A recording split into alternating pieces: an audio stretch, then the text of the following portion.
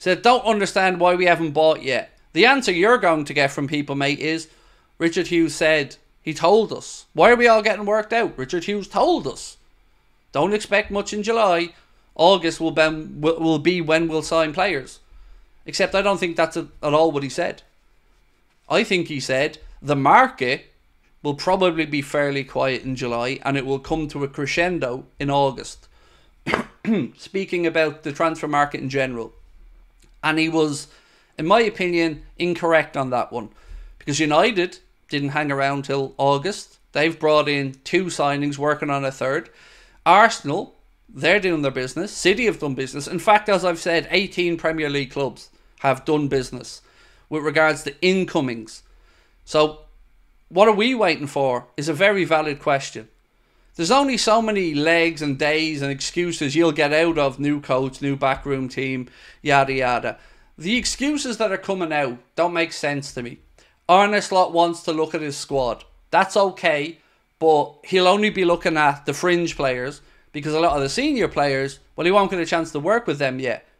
And by the time he gets a chance to work with them, the season's going to be very close to being underway. And he's not going to have much time to make a decision.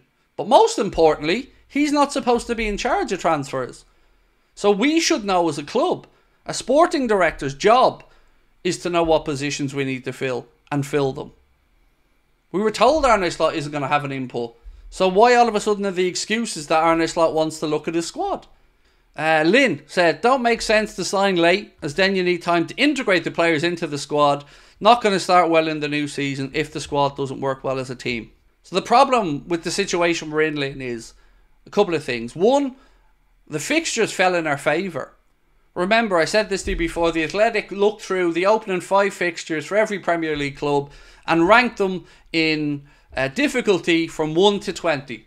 1 being the most difficult opening fixtures, 20 being on paper the easiest opening fixtures. And we were 20th. So on paper, Liverpool have a chance to go out and lay down a marker, to go out and to put the points on the board. What we don't want to happen is Liverpool having to play catch up. City are very good leaders when they get in front. Arsenal, they're going to be looking to make a statement early doors. We have to make sure we're there or thereabouts. And to do that, you want as strong a squad as possible. Yes, you want relationships built on the training ground. You want people to understand their movements of their teammates, the runners. But you also have to go out there and put fear into your opposition.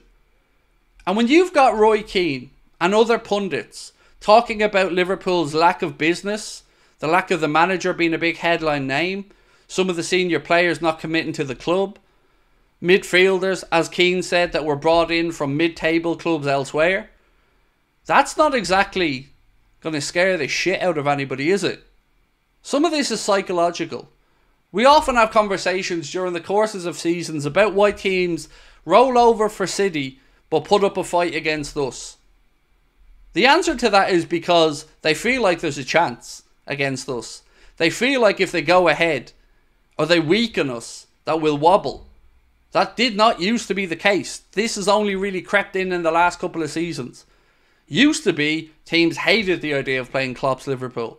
Used to be that they knew they were in for a really difficult 90 minutes. Now, they're getting a bit more ballsy. So that's one of the reasons why teams, I wouldn't say they roll over for City, but they fear them. Teams come to Anfield now and feel like they can get something.